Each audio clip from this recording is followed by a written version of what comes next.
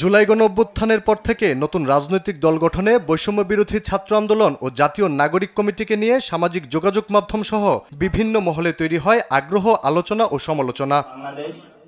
বুধবার দুপুরে রাজধানীর রূপায়ণ ট্রেড সেন্টারে বৈষম্য বিরোধী আন্দোলনের কেন্দ্রীয় কার্যালয়ে সংবাদ সম্মেলনে নতুন রাজনৈতিক দল গঠনের ঘোষণা দেয় সংগঠন দুটি। নতুন যে রাজনৈতিক দল আসবে তা হবে সম্পূর্ণ জনগণের মতামতের ভিত্তিতে। সে উদ্দেশ্যে জনমত জরিপের কাজ শুরু করেছেন তারা।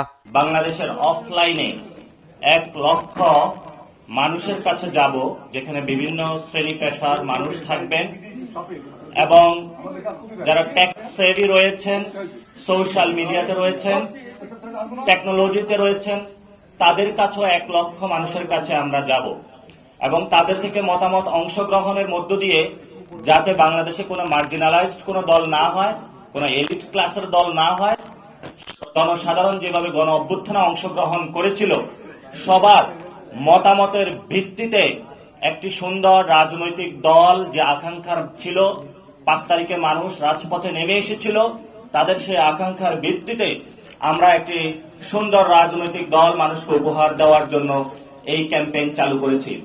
এবং সেই ক্ষেত্রে দেশবাসীর যারা বিভিন্ন জায়গায় রয়েছেন, শ্রমাঞ্চলে রয়েছেন, গ্রামাঞ্চলে রয়েছেন এবং বিভিন্ন ইউনিভার্সিটি, কলেজ, বিশ্ববিদ্যালয়ে রয়েছেন, সকলের কাছে যাব।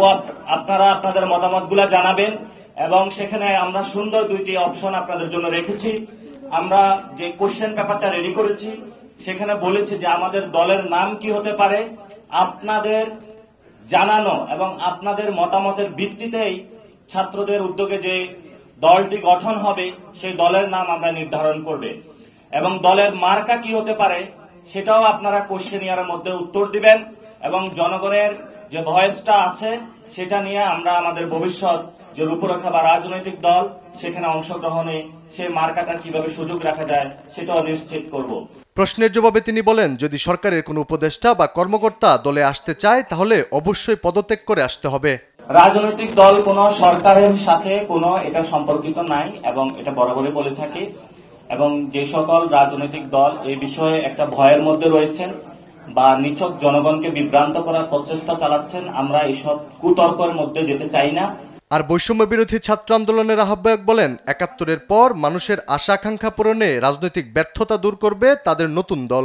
আমাদের যে অভ্যুত্থানের শক্তি, ছাত্র তরুণরা অভ্যুত্থানের মধ্য দিয়ে সৃষ্টি হওয়া, এই যে ক্রমশ যেই আমাদের এই ভূখণ্ডের মানুষের আশা আকাঙ্ক্ষা এবং নতুন করে 24 পরবর্তীতে মানুষের যে আশা আকাঙ্ক্ষা তৈরি হয়েছে, ফেসিবাদ উত্তর বাংলাদেশ যেখানে সাম্য, সামাজিক ন্যায় বিচার এবং মানবিক মর্যাদাকে প্রাধান্য রেখে আমাদের যে নতুন রাষ্ট্রকল্প মানুষ চিন্তা করছে এখন, সেটিকে ধারণ করে বাংলাদেশের ফেসিবাদ বিরোধী জনতাকে সাথে নিয়ে আমরা একটি রাজনৈতিক দল গঠনের উদ্যোগ নিয়েছি। 5 আগস্ট ফ্যাসিস্ট শেখ হাসিনা ও ছাত্রলীগের অধ্যায় শেষ হয়েছে জানিয়ে তিনি বলেন, দেশে আর কোনোভাবেই ফেসিবাদের পুনর্বাসন হতে দেয়া হবে না। ফেসিবাদী যে কম্পোনেন্টস গুলো রয়েছে। আলী আক্কাস, আকাশ, নিউজ ডেস্ক, দেশ টিভি।